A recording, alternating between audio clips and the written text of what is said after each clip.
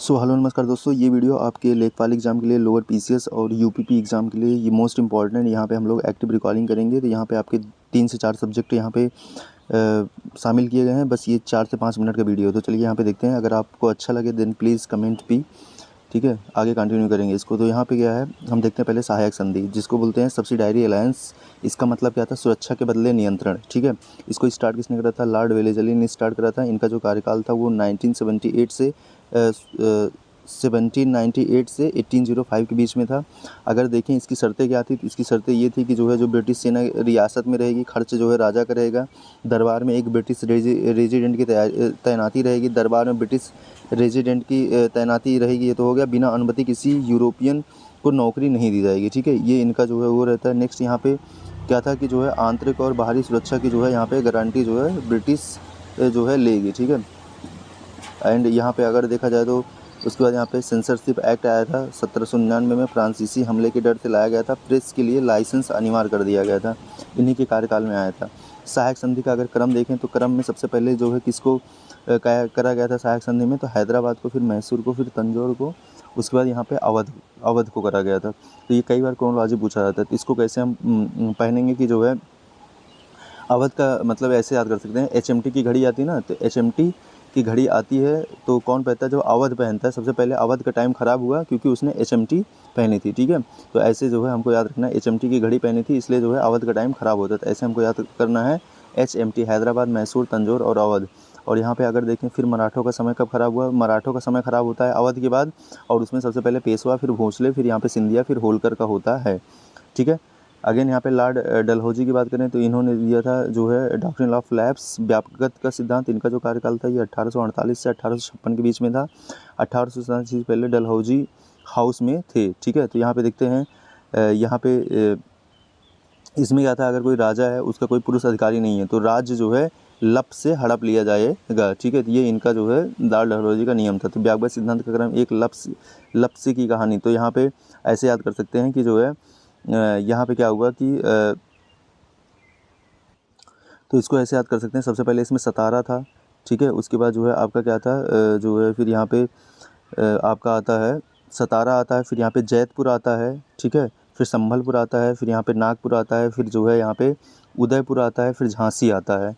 फिर उसके बाद जो है अवध को जो है कुशासन के आधार पे जो है इसको हड़पा गया था। तो ये भी हमको पता होना चाहिए। नेक्स्ट यहाँ पे डलहौजी के प्रमुख सुधार और विस्तार यहाँ पे देखा जाए तो इन्होंने PWD और जो है थॉमसोनियन शिक्षा पर जो है जोर दिया था। अगेन है सैन्य विस्तार करा था यहाँ पे।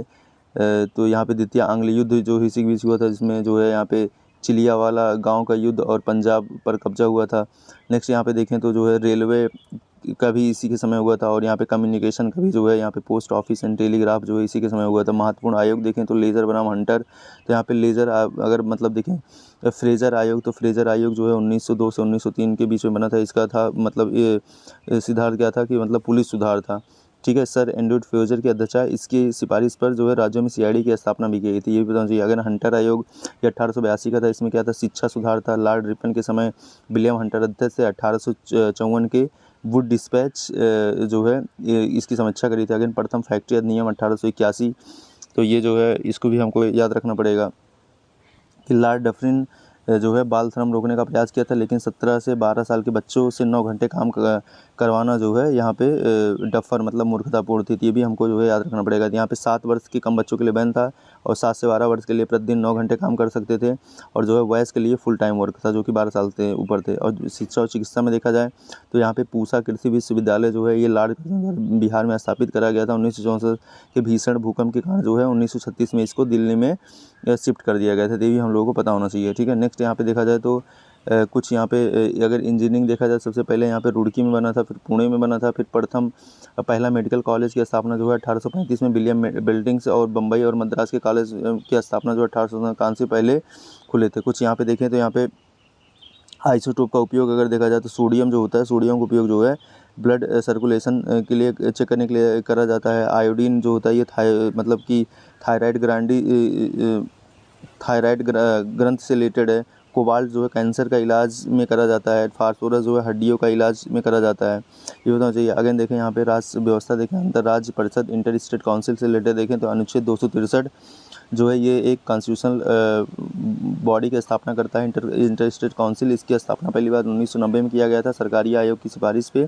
और इसका कोऑपरेटिव फेडरलिज्म होता है। इसका जो अध्यक्ष होता है वो पीएम होता है। 6 कैबिनेट मंत्री इसमें होते हैं। गृह मंत्री अनिवार्य होता है। सभी राज्यों के सीएम और यूटीज के प्रशासक या सीएम होते हैं। ये भी बताना चाहिए। कुछ यहाँ पे इन्वायरमेंट एक्ट देखते हैं तो सबसे पहले हमारा क्या आता है, यहाँ पे सबसे पहले हमारा आता है वन्य जीव अधिनियम। फिर यहाँ पे जल प्रदूषण आता है। फिर यहाँ पे वन फॉरेस्ट आता है। फिर उसके बाद जो है 1981 में जो है यहाँ पे वायु मतलब एयर पॉल्यूशन एक्ट आता है। फिर 1986 में पर्यावरण संरक्षण आता है भोपाल गैस त्रासदी के बाद। फिर 2002 में जो विविधता आता है। और 2006 में यहाँ पे जो है आपका 2006 हो गया। 2010 में जो है आपका यहाँ पे ग्रीन ट्रिब्यूनल आता है। तो ये भी हमको पता होना चाहिए।